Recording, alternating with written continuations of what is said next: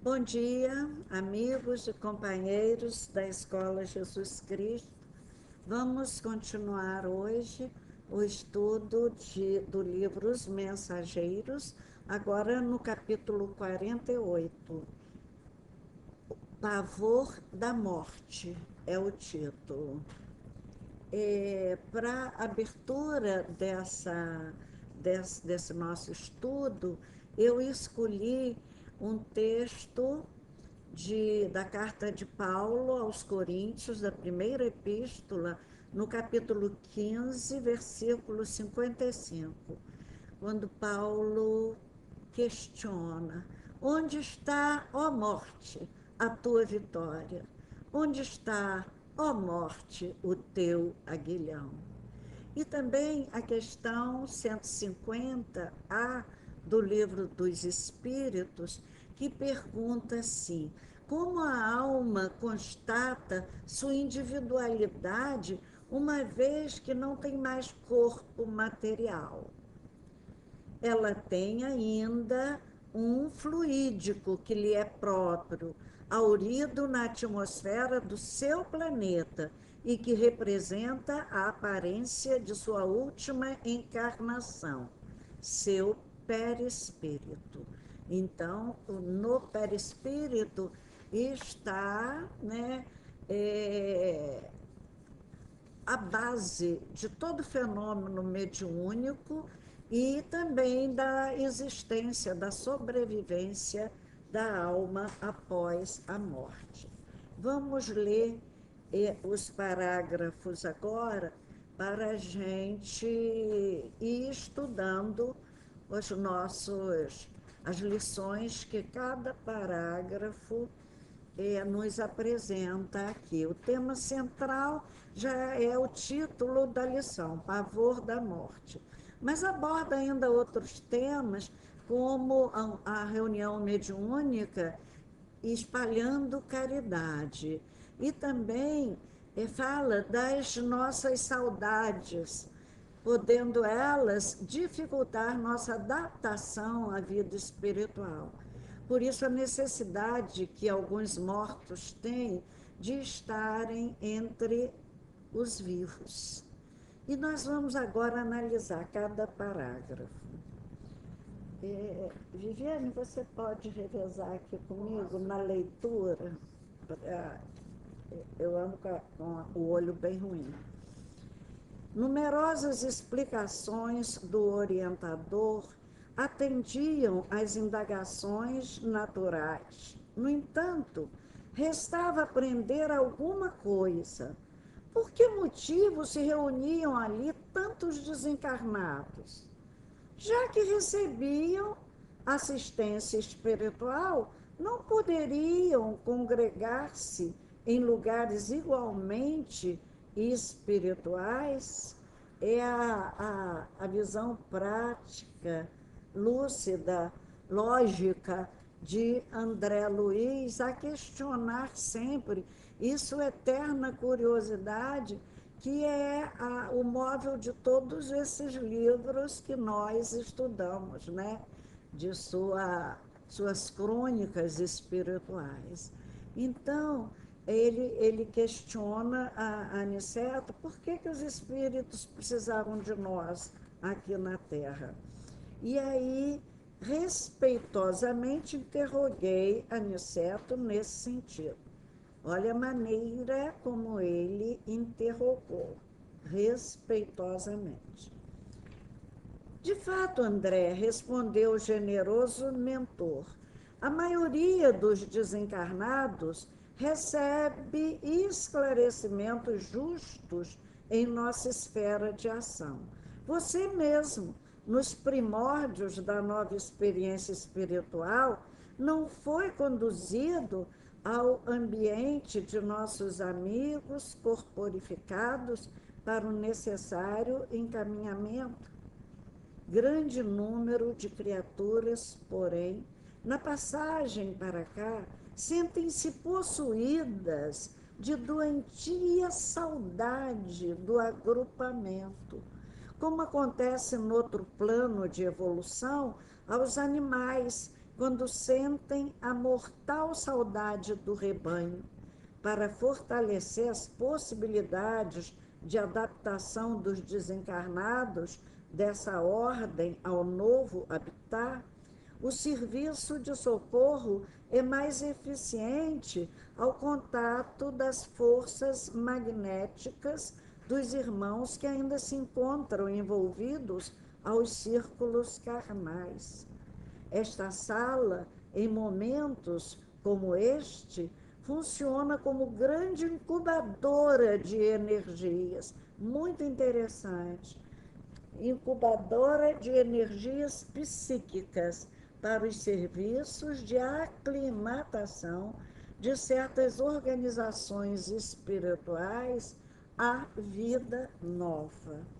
Então, nós vimos aí que a maioria dos desencarnados são esclarecidos lá mesmo no mundo espiritual, como o próprio André Luiz o foi. Mas ficamos sabendo, por esse terceiro parágrafo, que há criaturas que precisam da nossa intervenção, nós encarnados, para sua melhor adaptação à vida após a morte.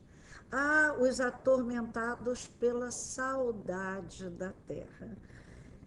É muito interessante que eles precisem, daí a importância das reuniões mediúnicas, a reunião onde eles vão aurir essas energias psíquicas que vão dar ânimo, força nova para eles começarem a vida.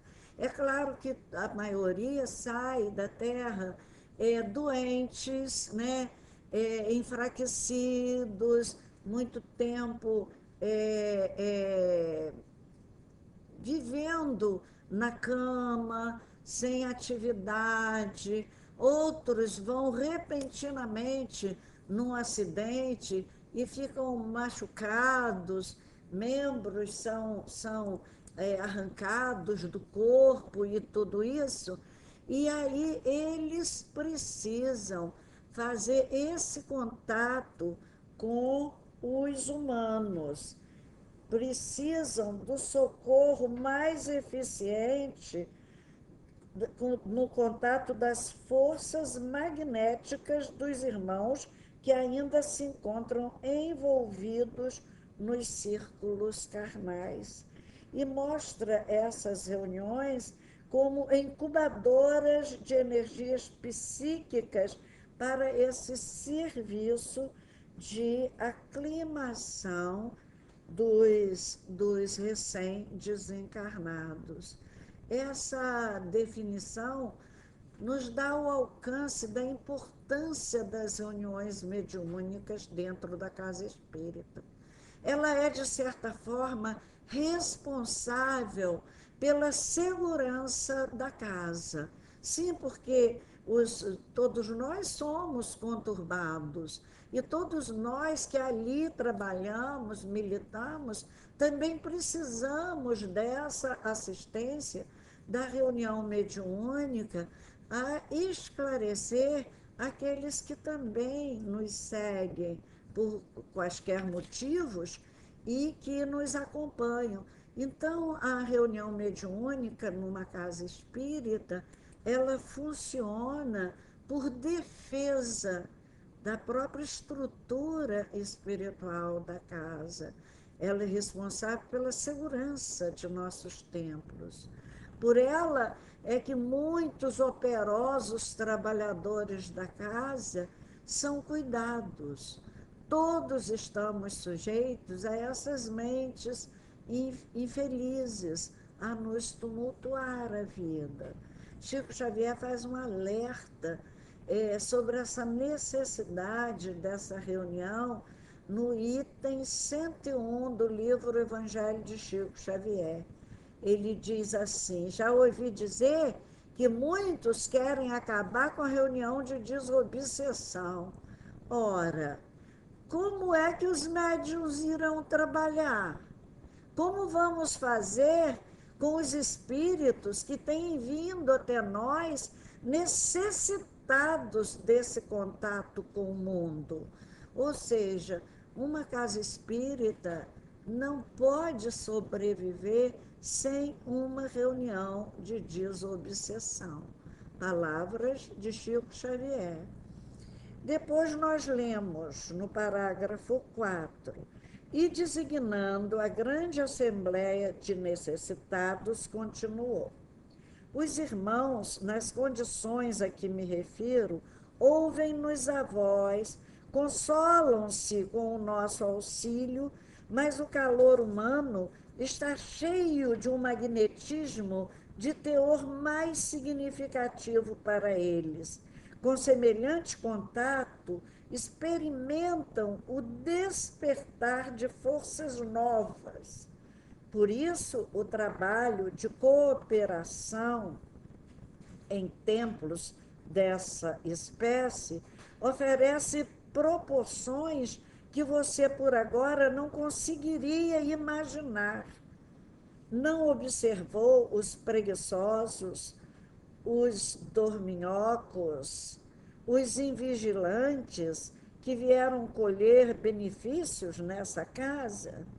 Pois eles também deram alguma coisa de si, deram calor magnético, irradiações vitais proveitosas aos benfeitores deste santuário doméstico, que manipulam os elementos dessa natureza, distribuindo-os em valiosas combinações fluídicas a entidades combalidas e inadaptadas. Então, aí continua, e sorrindo, concluiu o bondoso. Tudo tem algum proveito, André. Nosso pai não cria, nada cria em vão. Terminada a reunião, com benefícios gerais, que não me cabe descrever pormenorizadamente, atendeu Aniceto ao facultativo, médico, gente, facultativo, desejoso de aproveitar-lhe o concurso nobre junto aos clientes. Aí nós vamos ver que o contato com o calor do magnetismo humano desperta novas forças nos recém-desencarnados. Todos que estão na sala colaboram com o seu magnetismo humano, até mesmo aquelas pessoas que dormem a reunião inteira, não é? Os invigilantes, essas irradiações que emanam de todos nós encarnados são manipuladas pelos benfeitores espirituais e acrescidas de outras combinações fluídicas feitas por eles para favorecerem os espíritos necessitados. E a grande lição aí, Deus nada cria em vão. Tudo é aproveitável. Então, terminada a reunião, né, com benefícios para todos, que ele não descreve tudo, porque não há tempo para isso. Aniceto, desejoso de aproveitar-lhe o concurso nobre junto aos clientes.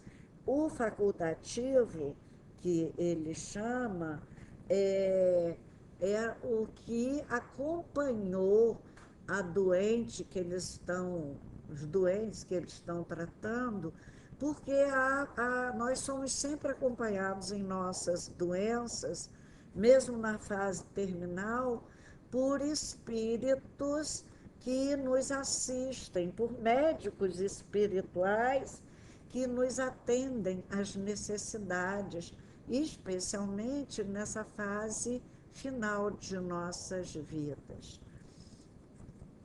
No parágrafo 9 a 11, grande número de vezes, exclamou o receitista do grupo de Dona Isabel, como a prestar informações a Vicente e a mim.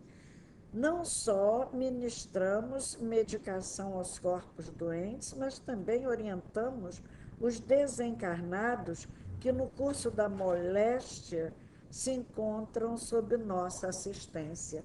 Então, nesse parágrafo, é que fica claro que ali reúnem-se espíritos que atenderam aquele grupo de espíritos desencarnados que eles estão levando à casa espírita para esse banho magnético, né? Esse calor magnético, essas irradiações dos nossos corpos de pessoas encarnadas, né? Então, e depois diz, e são sempre muitos, número crescente, responde ele, elucidou atencioso. Há ocasiões em que contamos com a cooperação de amigos ou parentes espirituais dos enfermos, mas na maioria dos casos somos forçados a agir por nós mesmos. Felizmente, quase nunca estamos sem auxiliares dedicados e ativos. Há companheiros que se consagram a cuidar de tuberculosos, de cegos, de aleijados, leprosos, perturbados e moribundos, isoladamente. São eles nossos devotados colaboradores em todas as situações. Ou seja, a especialização, né? A pessoas da vida espiritual que se dedicam a cuidar de pessoas perturbadas, outros se dedicam aos moribundos, outros a algum tipo de doença específica, como a tuberculose. Então, são pessoas que lá na vida espiritual aprimoram os seus conhecimentos dentro de uma área das doenças físicas da Terra para eles serem úteis, né? Então, nesses parágrafos, nós vimos que a reunião em pauta atingia a encarnados e a desencarnados. E nela há sempre um médico responsável por um número X de desencarnados ainda doentes em tratamento naquele templo. Quando se fecha um templo, nós deixamos muitos espíritos, como deixamos muitos encarnados sem atendimento necessário. Nós esquecemos da função hospital que os nossos templos desempenham. Chico Xavier diz assim: para mim, centro espírita tinha que abrir todo dia, o dia inteiro. Se é um hospital, como dizemos, como é que pode estar de portas fechadas? É verdade. Minha mãe pensava assim também. E o grupo que funcionava aqui em nossa casa, ela atendia o dia inteiro. E se alguém batesse a porta de noite, de madrugada, em necessidade, o grupo abria as suas portas para o atendimento. Então, essa visão de Chico é a visão de espíritos esclarecidos que não temem o trabalho, não tem hora específica para servir, porque a dor do outro não pode esperar. Outra coisa que ele diz aqui é que a clientela cresce dia a dia. Vamos imaginar nessa hora de pandemia, onde houve tantas mortes, além dos médicos espirituais devotados a cada grupo de espírito, há aqueles que se dedicam a alguma especialidade, né? Então, são as especializações. Creio que muitos devem ter se preparado para o atendimento aos doentes que estão partindo vítimas da Covid-19. Assim eu penso, porque eles se preparam antes. Nada na vida espiritual acontece de improviso, não é? Achamos que eles estejam nessa hora muito ocupados nesse instante de pandemia, com muitos desencarnados saudosos de suas famílias, de quem sequer puderam se despedir aqui na Terra. Então, nessa hora é que mais se precisava dos grupos espíritas abertos, especialmente as reuniões mediúnicas, onde os médiuns podem doar suas energias a esses espíritos, facilitando-lhes a adaptação à vida espiritual, né? 12 agora. Quer ler para mim, Vivi? Lê alto, bem alto. Puséramos a caminho e, a breves minutos, estacionávamos diante de um edifício de vastas proporções. O colega, gentil, conduzindo-nos ao interior de espaçoso necrotério, onde defrontamos um quadro interessante. O cadáver de uma jovem de menos de 30 anos ali jazia gelado e rígido, tendo ao seu lado uma entidade masculina em atitude de zelo.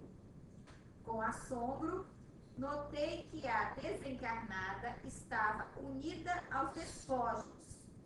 Parecia recolhida a si mesma sob forte impressão de terror. Cerrava as pálpebras deliberadamente, receosa de olhar em torno. Até o 15. Terminou o processo de desligamento dos laços fisiológicos, terminou o processo de desligamento dos laços fisiológicos, exclamou o facultativo a tempo. Mas a pobrezinha, há 6 horas, está dominada por terrível pavor. E apontando o cavalheiro desencarnado, que permanecia junto dela, cuidadoso, o recentista esclareceu: aquele é o noivo que a espera há muito tempo. Tá. Então, aqui nesses parágrafos, nós vemos que o grupo, né, ruma a um outro lugar, a outro espaço, vão juntos para o necrotério, a fim de ampliar os conhecimentos deles sobre o impacto da desencarnação no espírito imortal. É muito consolador, né, a gente saber que nós temos sempre alguém a nos esperar na nova forma de vida que nós vamos viver daqui a pouco. Mas o espírito que não se prepara na religião para a morte sempre dá mais trabalho aos médicos e aos técnicos espirituais, especialistas nesse processo de desencarnação.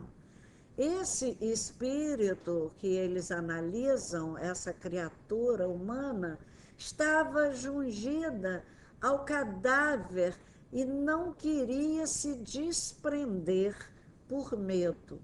É aquele célebre medo de espírito que nós temos aqui na Terra. Então, ela viu o ex-noivo dela, que morrera há muito tempo antes dela, e ela aí ficou com medo até de abrir os olhos, entrou em pânico. E, no entanto, ele aguardava ela com carinho, com zelo, e não conseguia que ela fosse embora com ele, não é? O 15 era o cavalheiro cuidadoso, que o receitista, no caso, que estava atendendo a ela, esclarece e mostra ao grupo aquela cena, né? Pode continuar, Viviane, para mim. Aproximamo-nos um tanto e ouvimos-lo exclamar carinhosamente: Cremilda, Cremilda, vem, abandona as vestes rotas. Fiz tudo para que não sofresse mais. Nossa casinha te aguarda, cheia de amor e luz. A jovem, todavia, cerrava os olhos, demonstrando não querer vê-lo. Notava-se perfeitamente que seu organismo espiritual permanecia totalmente desligado do vaso físico, mas a pobrezinha continuava estendida, copiando a posição cadavérica, tomada de infinito horror. Pode ir. Aniceto, que tudo pareceu compreender no abrir e fechar de olhos, fez leve sinal ao rapaz desencarnado que se aproximou comovido. É preciso atendê-la de outro modo, disse o nosso orientador resoluto. Vejo que a pobrezinha não dormiu no desprendimento e mostra-se amedrontada por falta de preparação espiritual. Não convém que o amigo se apresente a ela já já. Não obstante o amor que lhe consagra, ela não poderia revê-lo sem terrível comoção nesse instante em que a mente lhe flutua sem rumo. Sim, considerou ele tristemente.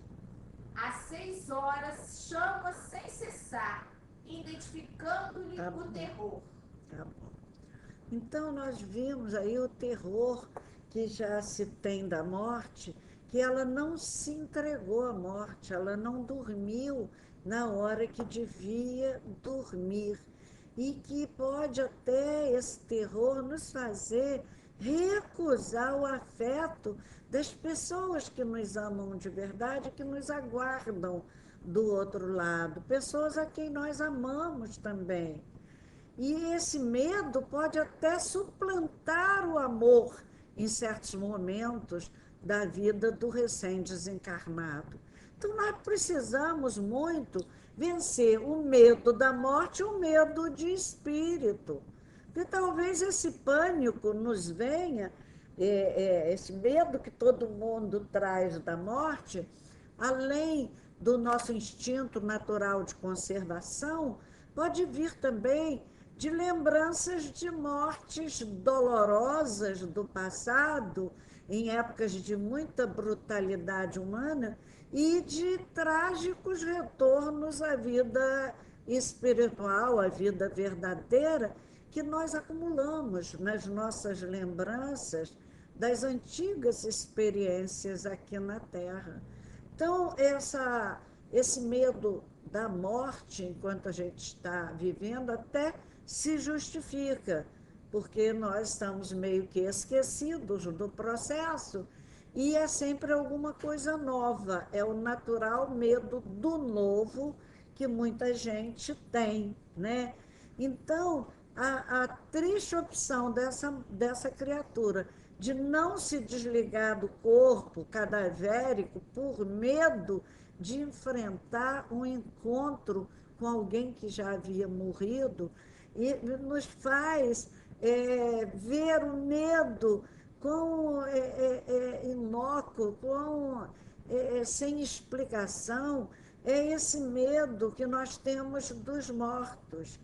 Medo de espírito. É triste para quem nos ama, a gente tem medo deles. Mas é mais triste ainda a gente reconhecer que há espíritas que têm medo de espíritos, como se ele também não fosse um deles. Em pleno século XXI, com esses conhecimentos da vida além da vida da Terra, já em tudo quanto é forma de comunicação do mundo atual, nos filmes, nas novelas, Em toda parte, nós estamos convivendo com esse conhecimento de que a vida continua. Como é que nós espíritas vamos ter medo de nós mesmos? Porque nós somos espíritos.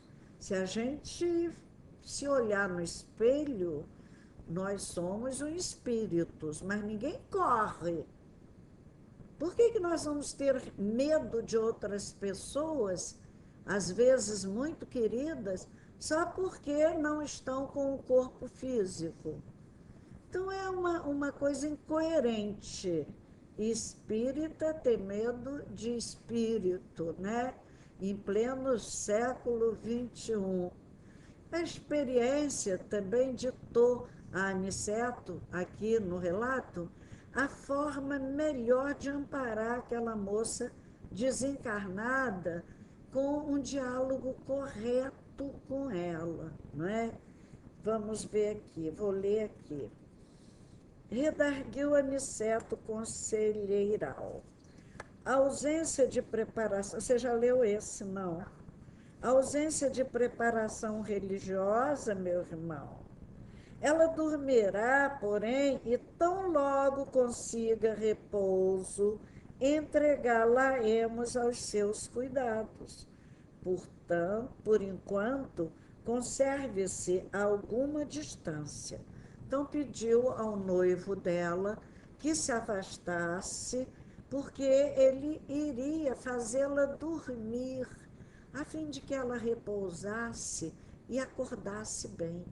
Quando a gente dorme mal e passa por momentos difíceis, dolorosos, transtornados, isso deixa alguns traumas na gente e muita excitação, que aumenta o nosso medo de tudo.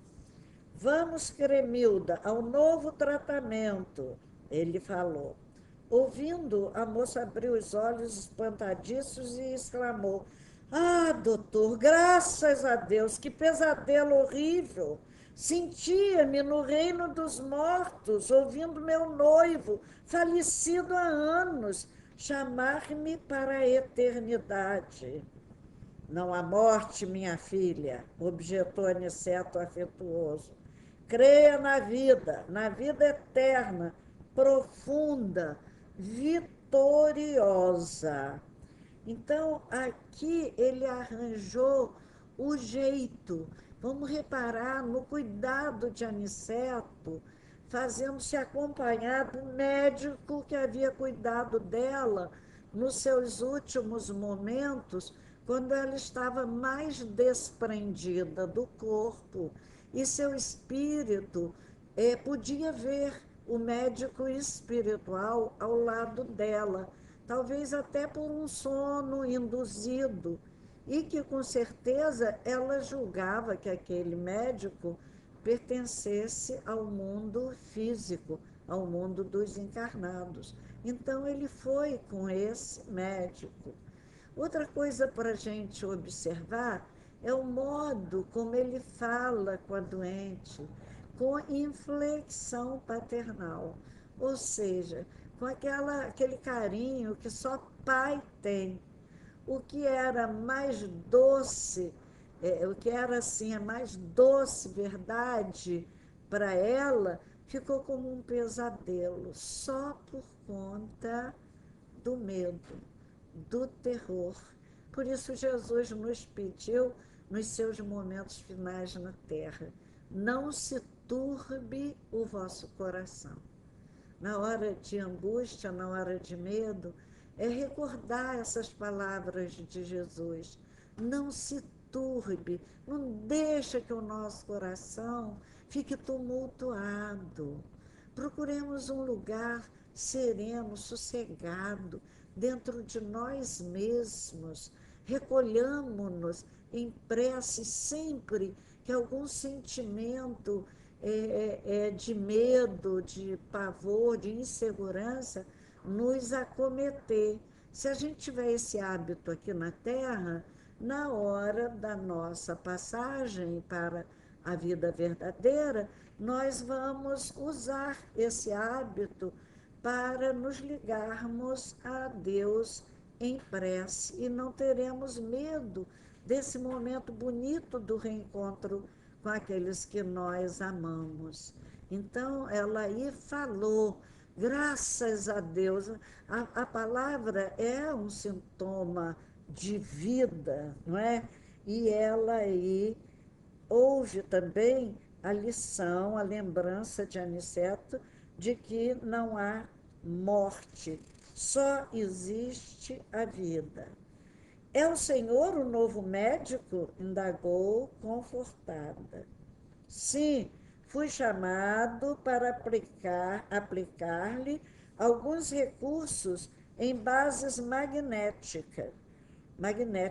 Torna-se indispensável que durma e descanse. É o que o espírito recém-desencarnado precisa. Ele dorme por um bom período até acordar bem relaxado, sereno. É verdade, tornou ela de modo comovente. Estou muito cansada, necessitando de repouso. Então, aqui nós vamos ver que o cansaço causado pelo sofrimento final de sua vida exigia agora um bom sono, velado pelo seu amor. Há sempre alguém que nos espera, aqueles que nos amam de verdade, eles esperam, e aqueles que bem produziram na terra, independente de qualquer corrente religiosa a que tenham pertencido aqui, essas criaturas não ficam desamparadas. Notemos que há uma omissão temporária da verdade. Aniceto não diz para ela que ela morreu, né? Há muito, em muitos grupos que eu vi, os doutrinadores tinham, parece, até o prazer em dizer que a pessoa estava morta, que ele não era mais do mundo físico. Isso era um choque tão grande para os espíritos, assim, de forma tão repentina, né? E Aniceto não faz isso, né? Esconde temporariamente a verdade, mas em favor dela mesma, porque nem sempre as verdades podem ser expostas. Chico Xavier também nos dá esse alerta. A verdade que fere é pior do que a mentira que consola. E é verdade. Há pessoas que têm o hábito de querer dizer a verdade. Ah, comigo é a verdade. Pão, pão, queijo, queijo. Então, não é assim. As pessoas, seus espíritos, são delicados. Nós não estamos lidando com pedra, com massa bruta. Nós temos sensibilidade na alma. Então, precisamos de um pouco de paciência para conhecermos as verdades a nosso respeito. Reparemos também na forma respeitosa como Aniceto se afasta do corpo, do cadáver dessa moça. Diz assim: recomendou-nos o instrutor, em voz baixa, prestássemos auxílio em atitude íntima de oração e, depois de conservar-se em silêncio por instantes, ministrou-lhe o passe reconfortador. A jovem dormiu quase imediatamente.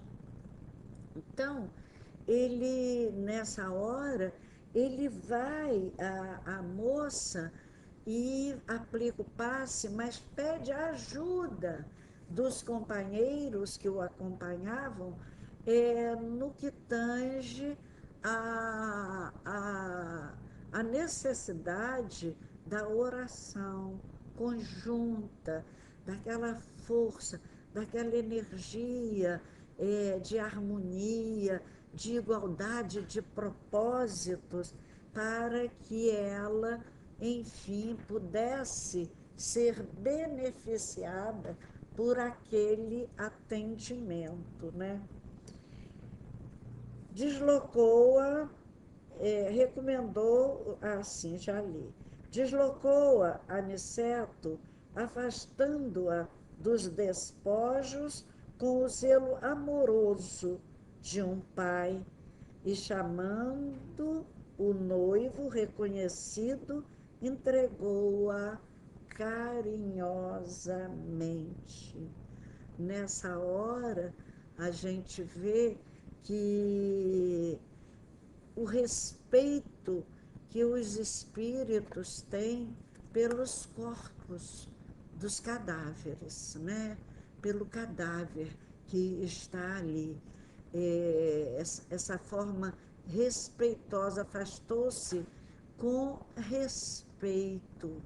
Por quê? Porque o corpo é o nosso templo, é um empréstimo divino, é parte da terra que nos facultou a possibilidade de aprendermos aqui, de resgatarmos aqui os nossos débitos com a lei. Por isso o corpo merece tanto respeito por parte dos espíritos. E ele, então, se afasta, não é? Mas entrega a moça ao noivo, que a partir dali seria o cuidador daquele espírito. Por quê? Porque já havia um amor tecido nos sonhos que sonharam juntos, nos sonhos de construção de um lar que os dois, a que eles se dedicaram na juventude, como o amor da terra é assim tão respeitado pelos espíritos superiores. Toda forma de amor aqui na Terra é a forma que a gente pode amar a cada processo evolutivo de nossas vidas. Nenhuma forma de amor pode ser censurada aqui na Terra. Os animais, né? Diz André Luiz no outro livro, que o tigre, a fêmea lambendo a sua cria, exercita-se nos rudimentos do amor. Tão bonito isso. Tudo é amor. Tudo é amor. E aqui e fora daqui, toda a criação divina resplende amor. E nessa hora, o Aniceto encaminha a moça ao noivo, não é? Deslocou a Aniceto, afastando-a dos despojos, retirou o espírito dela e, com zelo amoroso de um pai, chamando o noivo reconhecido, entregou-a carinhosamente. Tão bonito esse capítulo, tão linda essa descrição. Agora, Aniceto dizendo, agora poderá encaminhá-la, meu irmão. O rapaz agradeceu com lágrimas de júbilo e viu-o retirar-se de semblante iluminado, utilizando a volitação a carregar consigo o fardo suave do seu amor. Que coisa bonita! O jovem, imaginemos, façamos na nossa mente essa imagem, porque toda imagem bonita, ela favorece a espiritualidade na elaboração das formas do atendimento aos espíritos necessitados. Então, essa imagem bonita do noivo tomando a noiva nos braços e saindo com ela espaço afora, volitando, levando o fardo suave do seu amor. Todo fardo que é carregado com amor, por amor, para o amor, se torna suave. Nosso mentor fixou um gesto expressivo e falou: pela bondade natural do coração e pelo espontâneo cultivo da virtude, não precisará ela de provas purgatoriais. Então, ela não tinha uma dedicação religiosa, mas ela era uma pessoa que cultivava a virtude. Por isso, ela não passou por zonas purgatoriais. Ela foi direto para o espaço onde o noivo havia reservado uma casinha para os dois. É de lamentar, contudo, não se tivesse preparado na educação religiosa dos pensamentos. Em breve, porém, ter-se adaptado à vida nova. E acho que isso aqui é uma pérola de André Luiz. Os bons não encontram obstáculos insuperáveis. Essa aqui é uma das pérolas de André Luiz que eu gosto de, de pesquisar. Não há obstáculos para os bons, para os virtuosos. Facilmente a criatura, tanto aqui na Terra como na vida espiritual, a sua bondade abre-lhe o caminho. E, desejoso talvez de consubstanciar a síntese da lição, rematou: como veem, a ideia da morte não serve para aliviar, curar ou edificar verdadeiramente. É necessário difundir a ideia da vida vitoriosa. Aliás, o Evangelho já nos ensina há muitos séculos que Deus não é Deus de mortos, e sim o Pai das criaturas que vivem para sempre. Deus é Deus de vivos. Então, a bonita cena da alegria do noivo que chorava de alegria, de gratidão, e que coloca a noiva nos braços e volita pelos espaços. Pela bondade natural de seu coração, ela foi amparada pelas suas virtudes. Se a falta de religião dificultou seu primeiro momento na vida espiritual, suas virtudes facilitaram sua ascensão direta nos braços do seu noivo amado. Aniceto arremata as lições desse episódio com o Evangelho alertando-nos para não manter em nossas cogitações ideias tristes, macabras da morte, mas sim a boa ideia da vida abundante que Jesus nos ofertou. Eu vim para que tenhais vida, e vida em abundância. Um grande abraço. Vamos agora fazer a nossa prece de encerramento.